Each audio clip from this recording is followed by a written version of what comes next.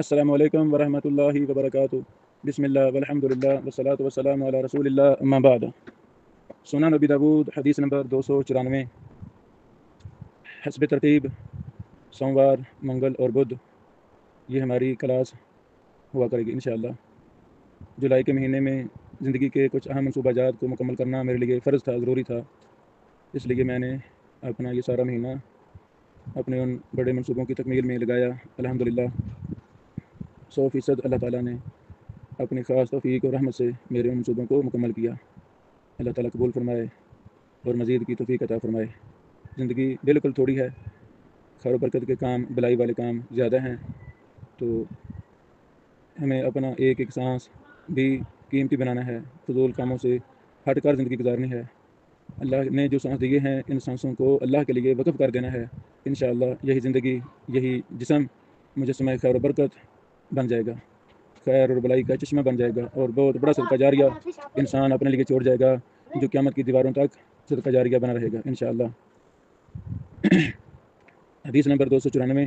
قال حدثنا عبید اللہ بن معاذ قال حدثنا ابی قال حدثنا شعبہ عن عبد الرحمن بن القاسم عن ابیہ عن عائشہ قالت، یہ سند ہے۔ اس حدیث پر امام ابو داود رحمہ اللہ نے باب قائم کیا ہے، باب من قال تجمع بین الصلاتین وتغتسل لهما غسلا۔ باب ہے اس شخص کے بارے میں جس نے یہ کہا ہے کہ مستحاضہ عورت دو نمازوں کو جمع کرے گی اور دونوں کے لیے ایک غسل کرے گی۔ کیا مطلب؟ ظہر اثر اکٹھی کر لے گی اور پہلے غسل کرے گی، اسی طرح مغرب عشاء کو جمع کرے گی اور پہلے غسل کرے گی۔ یہ مطلب ہے اس باب کا۔ یاد رہے کہ یہ استحبابی عمل ہے، مستحب عمل ہے، یعنی اگر کوئی عورت دو نمازوں کو جمع کر کے غسل کرنا چاہے تو کر سکتی ہے۔ اسی طرح اور کوئی بیمار شخص، مریض شخص بھی کوئی صاحب عذر نمازوں کو جمع کرنا چاہے تو کر سکتا ہے، کوئی حرج نہیں ہے۔ اور یہ غسل اس طرح کرنا مستحب ہے، ورنہ ایک ہی غسل کافی ہے، جیسا کہ اگلے ہی باب میں حدیث نمبر 295 میں اس کی وضاحت آ رہی ہے۔ بہرحال ہم حدیث کو پڑھتے ہیں۔ امی عائشہ فرماتی ہیں، استحیضت امرأۃ علی عہد رسول اللہ صلی اللہ علیہ وسلم کے زمانہ میں ایک عورت کو استحاضہ کا خون جاری ہوا، فأمرت، اسے حکم دیا گیا، اس عورت کو حکم دیا گیا۔ اس عورت سے مراد سیدہ سہلہ بنت سہل رضی اللہ تعالی عنہا ہیں۔ اس کی وضاحت آگے حدیث میں آ رہی ہے۔ اس صحابیہ کا نام تھا سیدہ سہلہ بنت سہیل رضی اللہ تعالی عنہا، اور حکم دینے والے محمد رسول اللہ صلی اللہ علیہ وسلم تھے۔ آپ علیہ السلام نے ان کو حکم دیا تھا ان تعجل العصر وتؤخر الظہر، کہ وہ عصر کو جلدی کر لیں اور ظہر کو مؤخر کریں، نماز ظہر کو اس کے آخر وقت تک مؤخر کر لیں اور عصر کو اول وقت لے آئیں، دونوں جمع کر لی جائیں نمازیں۔ وتغتسل لهما غسلا، اور دونوں کے لیے وہ غسل کرے۔ وان تؤخر المغرب، اور وہ مغرب کو مؤخر کرے۔ وتعجل العشاء، اور عشاء کو جلدی کرے۔ مؤخر سے مراد آخر وقت اور جلدی سے مراد اول وقت۔ وتغتسل لهما غسلا، اور دونوں کے لیے غسل کرے۔ وتغتسل لصلاة الصبح غسلا، اور نماز فجر کے لیے بھی غسل کرے۔ 3 غسل ہو گئے، ایک فجر کے لیے، دوسرا ظہر اثر کے لیے، تیسرا مغرب اور عشاء کے لیے۔ فقلت لعبد الرحمن عن النبی صلی اللہ علیہ وسلم فقال لا احدثك عن النبی صلی اللہ علیہ وسلم بشیء۔ راوی کہتے ہیں میں نے کہا عبد الرحمن سے، کیا یہ رسول اللہ صلی اللہ علیہ وسلم سے ہے؟ فقال، تو انہوں نے کہا لا احدثك عن النبی صلی اللہ علیہ وسلم بشیء۔ اب اس بات کا معنی مفہوم کیا ہے؟ اللہ اکبر۔ اس میں مختلف محدثین کے اقوال ہیں، کچھ کی طرف میں اشارہ کرتا ہوں۔ اصل میں عبارت یوں ہے، لا احدثک الا عن النبی صلی اللہ علیہ وسلم شیء۔ اصل عبارت اس طرح ہے، لا احدثک الا عن النبی، کہ میں تو صرف نبی علیہ الصلوۃ والسلام سے ہی کچھ بیان کرتا ہوں۔ تو معنوی اعتبار سے یہ عبارت ایسی ہوگی، لا احدثک بشیء الا عن النبی صلی اللہ علیہ وسلم۔ تو ہم اس کا ترجمہ ایسے ہی کریں گے کہ لا احدثک بشیء، میں آپ کو کچھ بیان نہیں کرتا، الا عن النبی، مگر نبی علیہ الصلوۃ والسلام سے۔ اور بعض نسخوں میں عبارت یہ اس طرح ہے، لا احدثک عن النبی صلی اللہ علیہ وسلم بشیء۔ اس کا پھر معنی، تو یعنی اس کا پھر معنی ہوگا، یعنی غصہ سے کہا کہ اب میں تم کو نبی علیہ الصلوۃ والسلام سے کچھ روایت نہیں کیا کروں گا۔ یہ ہے اس بات کا معنی اور مفہوم۔ یہ حدیث صحیح ہے، اسنادہ صحیح علی شرط شیخین، الحمدللہ۔ جب ہم حدیث کے متن پر غور کرتے ہیں علی عہد رسول اللہ، تو اس سے مراد نبی علیہ الصلوۃ والسلام کا زمانہ، آپ کے مبارک دن ہے۔ محدثین نے علوم حدیث کی کتابوں میں یہ مسئلہ لکھا ہے کہ جب علی عہد رسول اللہ کا جملہ آئے، اس سے مراد وہ حدیث مرفوع ہوتی ہے، اللہ اکبر۔ دوسری بات، یہ حدیث مسند طیالسی میں ہے، حدیث نمبر 1419۔ اسی طرح سنن دارمی میں بھی ہے، حدیث نمبر جلد نمبر 1 صفحہ نمبر 198 اور 199 ہے۔ اسی طرح سنن کبریٰ بہقی میں بھی ہے، جلد 1 صفحہ 352۔ سنن نسائی میں بھی ہے، جلد 1 صفحہ 65 وغیرہ۔ ان کتابوں میں فقولت لعبد الرحمن سے لے کر آخر تک یہ نہیں ہے۔ سنن کبریٰ بہقی کی ایک روایت میں ہے فَأَمَرَهَا النَّبِيُّ صلی اللہ علیہ وسلم، اس کو نبی علیہ السلام نے حکم دیا تھا۔ سنن کبریٰ میں ایک روایت میں وضاحت ہے، تو یہ ابو داؤد کی روایت میں یہ صراحت نہیں تھی حکم کس نے دیا، سنن کبریٰ میں یہ وضاحت ہے کہ حکم دینے والے رسول اللہ صلی اللہ علیہ وسلم تھے۔ لیکن ساتھ یہ بھی ہے کہ امام بہقی نے حکم لگایا ہے کہ اس روایت میں غلطی ہے، اس روایت میں ایک غلطی ہے۔ اللہ اکبر۔ شیخ البانی رحمہ اللہ نے صحیح ابو داؤد الام میں جلد نمبر 2 صفحہ نمبر 88 پر اس حدیث پر مفصل بحث کی ہے۔ الحمدللہ۔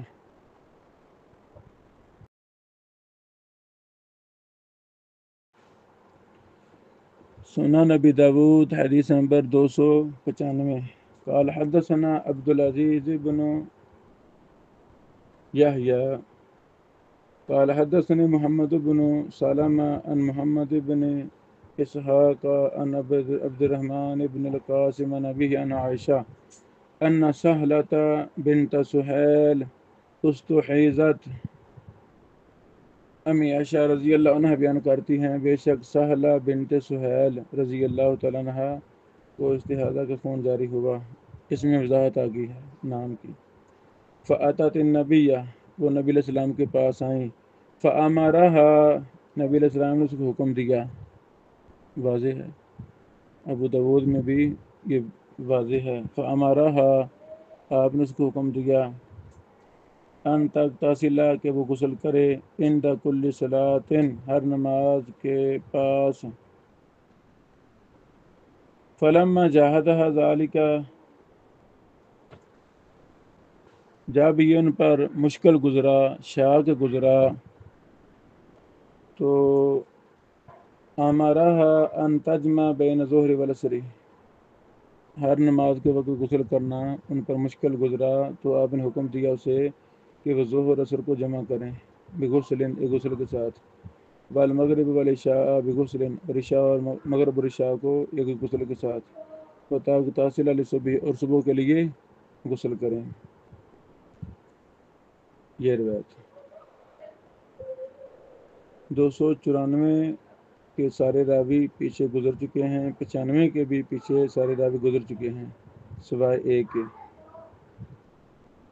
سہلہ بنت سہیل رضی اللہ تعالیٰ عنہ کا مکمل نام سہلہ بنت سہیل بنت عمر القرشیہ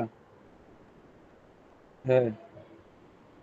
آپ نے اپنے خامد سیدنا ابو حذیفہ کے ساتھ حبشہ کی طرف ہجرت کی تھی۔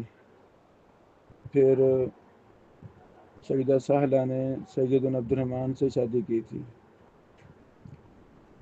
دوسری بات، اس سند کے راوی سارے ثقہ ہیں سوائے ایک علت کے۔ علت کیا ہے کہ محمد بن اسحاق راوی مدلس ہیں، تیسرے طبقہ کے ہیں، اور وہ عن سے بیان کر رہے ہیں۔ اللہ اکبر۔ تو حافظ بن حجر رحمہ اللہ نے تلخیص الحبیر جلد نمبر 2 صفحہ 492 میں لکھا ہے کہ وقد قیل ان ابن اسحاق واہم فیہ، کہ ابن اسحاق کو اس میں وہم لگا ہے۔ اصل حدیث صحیح ہے، واصل الحدیث صحیح، اصل حدیث صحیح ہے۔ فقد تابعہ علیہ شعبہ عن عبد الرحمن بن قاسم، اس کی مطابقت کی ہے اس پر شعبہ نے عبد الرحمن بن قاسم سے۔ دون تسمیت المستحاضہ، مستحاضہ عورت کے نام کے علاوہ، ودون قولہ فامرہا، یعنی امرہا، نبی علیہ السلام نے اس کو حکم دیا اس قول کے علاوہ، اور سہلہ بنت سہیل کے نام کے علاوہ باقی روایت صحیح ہے۔ یہ وہم کس کی طرف سے ہے؟ محمد بن اسحاق کی طرف سے ہے۔ اللہ اکبر۔ فامرہا سے لے کر فلما جاہدہا ذالک، جہاں تک اس قول میں ان لفظوں میں وہم ہے راوی کا۔ اسی طرح ان کی مطابقت کی ہے ابن عیینہ نے، مگر انہوں نے اس کو مرسل بیان کیا ہے۔ اللہ اکبر۔ تو یعنی یہ جو روایت ہے 295 یہ روایت ضعیف ہے۔ یہاں بطور فائدہ ایک اور بات، سند کے اندر ایک راوی ہیں، اللہ اکبر، یعنی یہ سند کی علت ہم نے بیان کر دی ہے، سند میں علت ہے، ابن اسحاق راوی کی تدلیس ہے اور اننا ہے، لیکن متن دوسری روایتوں سے صحیح ثابت ہے، الحمدللہ۔ امام بہقی رحمہ اللہ نے بھی اس کی طرف اشارہ کیا ہے، سنن کبری بہقی میں جلد 1 صفحہ 352 353 میں، قال البہقی قال ابوبکر بن اسحاق قال بعض مشایخنا لم یسند هذا الخبر غیر محمد بن اسحاق، اس خبر کو مسند ابن اسحاق کے علاوہ کسی نے بیان نہیں کیا، وشعبہ لم یذکر النبی صلی اللہ علیہ وسلم، اور شعبہ نے اس میں نبی علیہ السلام کا ذکر نہیں کیا، وانکر ان یکون الخبر مرفوعا، اور انہوں نے اس کا انکار کیا ہے کہ یہ خبر مرفوع ہو، واخطا ایضا فی تسمیۃ المستحاضہ، اور استحاضہ والی عورت کا نام لینے میں بھی ان سے غلطی ہوئی ہے، محمد بن اسحاق سے، اللہ اکبر۔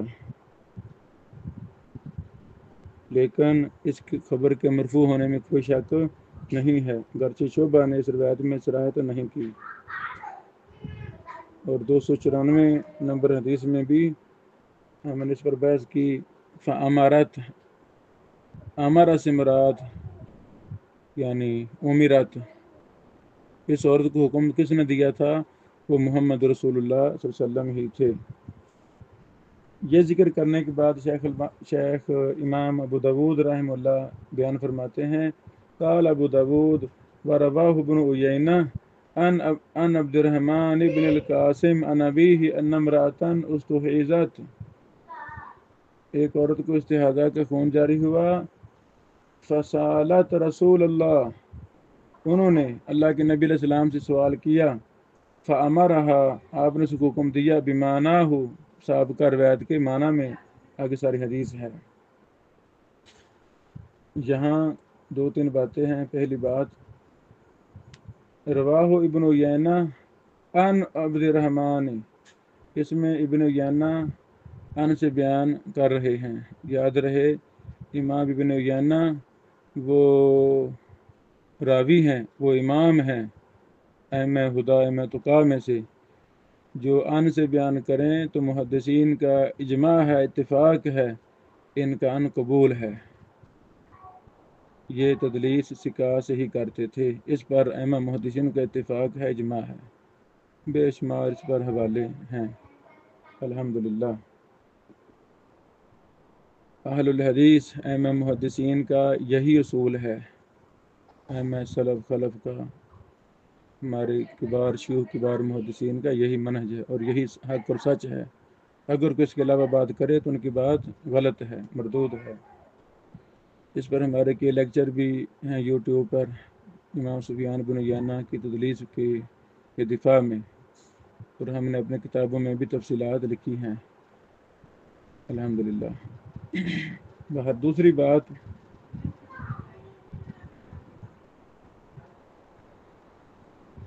امام ابو داود نے اس کو معلق بیان کیا ہے، معلق، شروع سے کوئی سند حذف کر دی ہے، اور یہ حدیث مصنف عبدالرزاق میں ہے، حدیث نمبر 1176، سنن کبری بہقی حدیث نمبر جلد 1 صفحہ نمبر 353،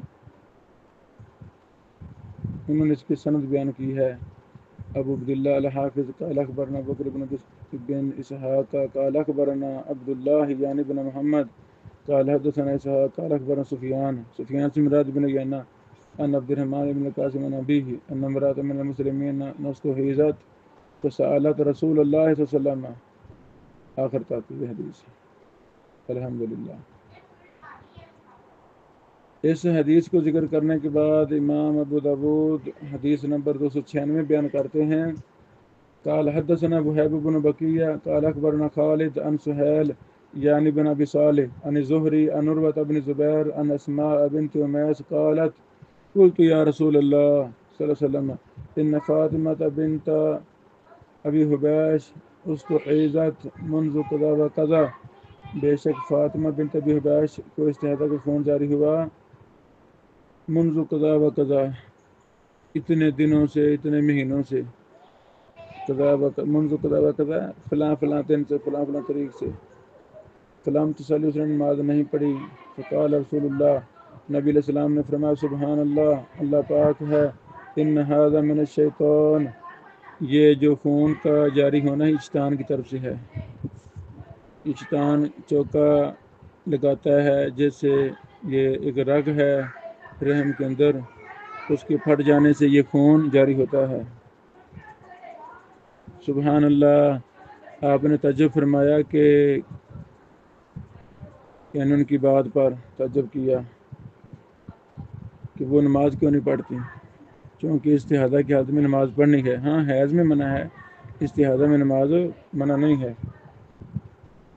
یہ شیطان کی طرف سے ہے فی مرکان اسے چاہیے کہ وہ ایک ٹاپ میں بیٹھے فائدہ رات سفراتن فوق الماء جب وہ زرد پانی دیکھیں زرد کلر دیکھیں پانی کے اوپر چاہیے کہ غسل کریں ظہر کے لیے عصر کے لیے غسل واحدن ایک غسل وتغتسل للمغرب والعشاء غسل واحدن اور وہ غسل کریں مغرب اور عشاء کے لیے غسل وتغتسل للفجر غسل واحدن اور فجر کے لیے غسل کریں وتتوضأ فيما بين ذلك اور وضو کریں جن کے درمیان ہے یہ حدیث صحیح ہے مسلم کی شرط پر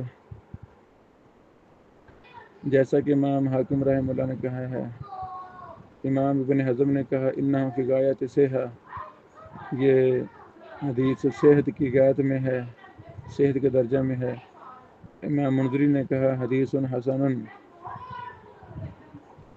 اللہ اکبر باقی یہ وہی حدیث ہے جو سابقہ گزر چکی ہے غلط فہمی انسان ہونے کے ناطے انسان کو لگ جاتی ہے بعض مسائل میں تو ہمیں بڑے کبار شیوخ محدثین کے رابطے میں رہنا چاہیے جب کوئی غلط فہمی لگے یا شک شبہ ہو مسئلے کا تو پوری تحقیق کرنی چاہیے تاکہ زندگی ہماری تحقیق کے ساتھ گزرے اس حدیث کے آخر میں ہے وَتَوَضَّعُوا فِيمَ بَيْنَ ذَلِكَ اس سے مراد ہے جب وہ ظہر اور عصر کے لیے غسل کرے گی تو وہ وضو بھی کرے گی ظہر کے لیے وضو کرے گی پھر عصر کے لیے وضو کرے گی وضو کرنا ہے اسی طرح مغرب عشاء کے لیے وضو کرے گی اور صبح کے لیے وضو بھی کرے گی یہ نہیں مطلب غسل کر لے تو وضو نہیں وضو کرنا ہے یہ مطلب ہے یہ حدیث سنن کبریٰ بہقی جلد 1 صفحہ 353 میں ہے اور المحلہ ابن حزم جلد 2 صفحہ 212 213 میں بھی ہے مستدرک حاکم جلد 1 صفحہ 174 میں بھی ہے باقی حدیث کی ساری واضح ہے اس کو ذکر کرنے کے بعد امام ابو داود نے فرمایا قال ابو داود رواہ مجاہد عن ابن عباس لما اشتد علیہ الغسل سیدنا ابن عباس فرماتے ہیں جب ان پر غسل ہر نماز کے لیے کرنا مشکل ہو گیا امرہا آپ نے حکم دیا ان تجمع بین الصلاتین کہ وہ دو نمازوں کو جمع کریں یہ بھی امام ابو داود اس کو معلق روایت کر رہے ہیں تو اس کو متصل باسند امام طحاوی نے روایت کیا ہے جلد 1 صفحہ 101 ہے من طریق قیس بن سعد عن مجاہد قال قیل لابن عباس آگے وہ روایت ہے اور اس کی سند صحیح ہے الحمدللہ اور سنن دارمی میں بھی اس کو متصل بیان کیا گیا ہے جلد 1 صفحہ 225 ہے اس کو ذکر کرنے کے بعد امام ابو داود فرماتے ہیں قال ابو داود ورواہ ابراہیم عن ابن عباس وهو قول ابراہیم النخعی و عبداللہ بن شداد یعنی ایک دوسری سند بھی بیان کی ہے اس میں ہے الحاد۔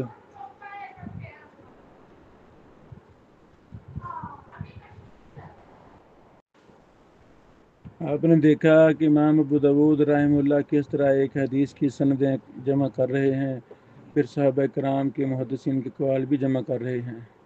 ماشاءاللہ، یہی ایک طالب علم کی شان ہونی چاہیے کہ ایک مسئلہ کو لے، اس میں قرآن و حدیث کے دلائل، صحابہ کے آثار، محدثین کے فتاوی وغیرہ کو جمع کرے، پھر جا کر آخر میں وہ نتیجہ نکالے گا انشاءاللہ۔